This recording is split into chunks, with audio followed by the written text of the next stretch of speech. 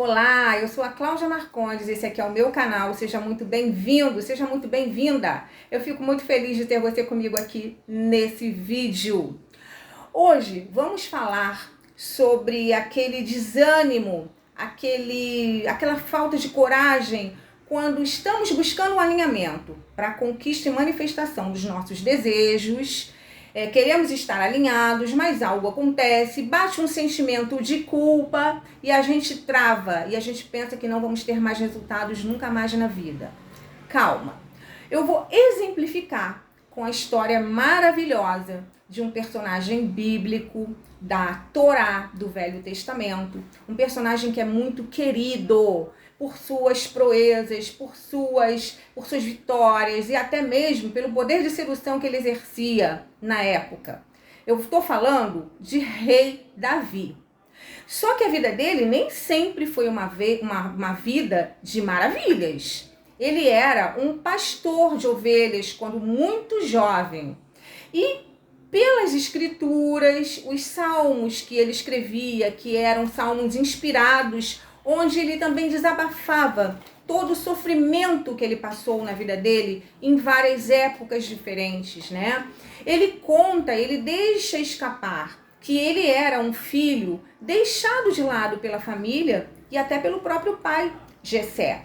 Porque Jessé era um comerciante, não era um homem paupérrimo, miserável. Ele era alguém que tinha um certo poder no sinédrio, ele fazia parte do conselho dos anciãos e ele era uma pessoa importante.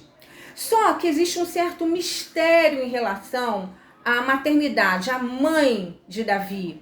Existem algumas histórias. E a corrente rabínica do judaísmo defende que uma história, né, que Jessé iria se deitar com uma serva cananeia, e essa serva cananeia contou para a mãe de Davi, e na hora do encontro que seria marcado e acontecido, naquela época era muito comum isso, né? Era tudo muito diferente do que é agora. A mãe de Davi, que era a esposa de Jessé, foi ao encontro de Jessé e ela engravidou. E ele não sabia que não era a serva cananeia. Era a mãe, era a esposa dele, mas ele achava que era a serva. Tempos depois, a sua gravidez se mostra. E então o pai de Jessé pensa que ela cometeu um adultério, porque ela não revelou que foi no lugar da serva ao encontro com Jessé.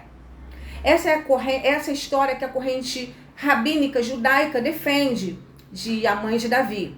Mas há quem diga que ele realmente se deitou com a serva cananeia e que Davi não era um filho legítimo, era um filho fora do casamento.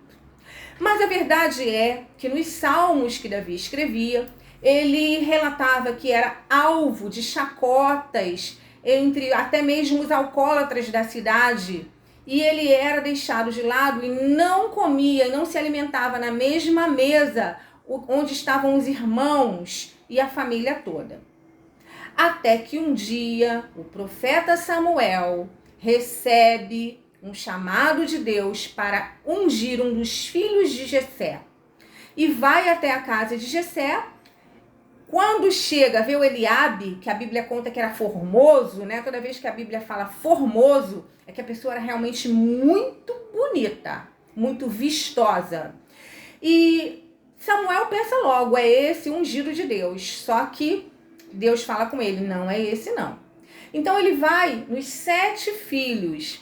Quer dizer, a Bíblia diz ainda que não tem certeza se são 7 ou 8 filhos de Jessé e 2 meninas, né? Zeruia e Abigail.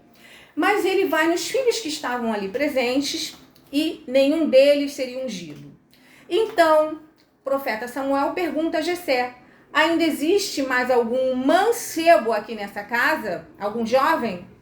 E o pai responde, sim, tem o menor. Olha como ele classifica Davi. Tem o menor que está lá no pastoreio com as ovelhas. Então manda chamar. Davi vem ao encontro, entra na casa e o profeta então tem a certeza absoluta que Davi é o escolhido. E aí conta que quando o profeta joga o azeite na cabeça do Davi, o azeite se torna cristalino. Existe uma mágica que acontece ali naquele momento, que a metafísica pode muito bem nos explicar, para quem acredita, né, no mundo quântico, na metafísica, na física quântica, mostrando ali o diferencial do Davi naquela família. Só que ele unge Davi, mas Davi ainda vai aguardar por muito tempo, preste atenção nisso, por muito tempo, até tomar posse, manifestar o que ele ganhou. A Bíblia não fala nessa passagem sobre lei da atração nem nada, mas nós sabemos que para conquistar coisas que queremos é necessário um alinhamento, é necessário você estar dentro dos princípios do Criador, de Deus, do universo. Você não pode ser uma pessoa à margem da sociedade, achando que vai desfrutar de todo o bem-estar, de toda a beleza, de toda a prosperidade, de toda a abundância, e que é assim mesmo. A gente tem que fazer a nossa parte na busca pelo alinhamento. Seguir as leis. Onde estão essas leis, gente? Dentro da minha própria consciência.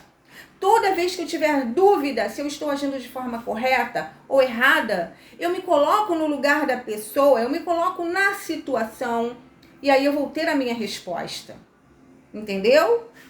Então, voltando à história de Davi, ele guarda o segredo da unção, porque Saul ainda estava como rei naquela época, até o momento que acontece realmente o assassinato, né, na guerra pelos filisteus, que matam Saul, matam Jonathan e matam outro filho de Saul também.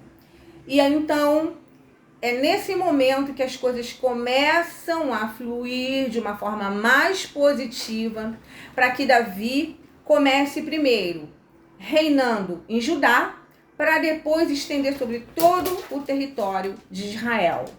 Mas, gente, até que isso aconteça, o Davi sofreu, hein?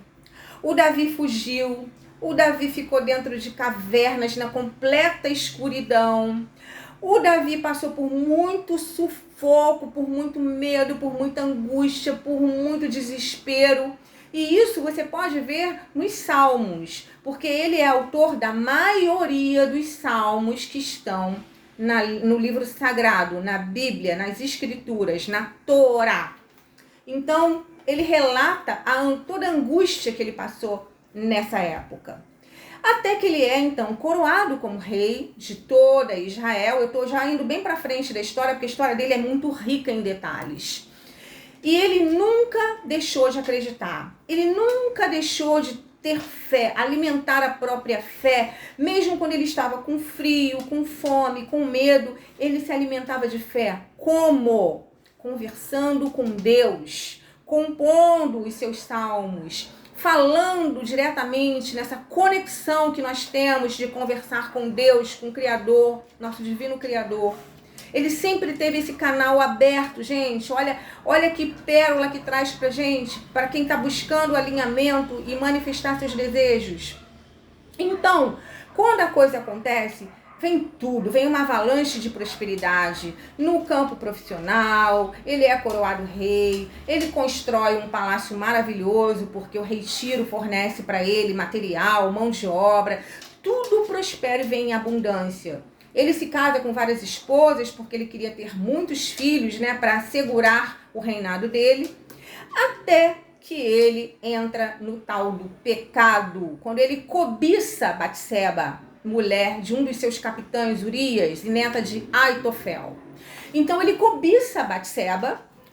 Isso também é outra polêmica, porque a Bíblia, as Escrituras trazem apenas frases. Então, existe corrente que bota a culpa em Batseba, existe corrente que bota a culpa em Davi, mas não estamos aqui para julgar, estamos aqui para pensar, filosofar o que podemos tirar dessa história cheia de detalhes e de riqueza, pérolas de sabedoria.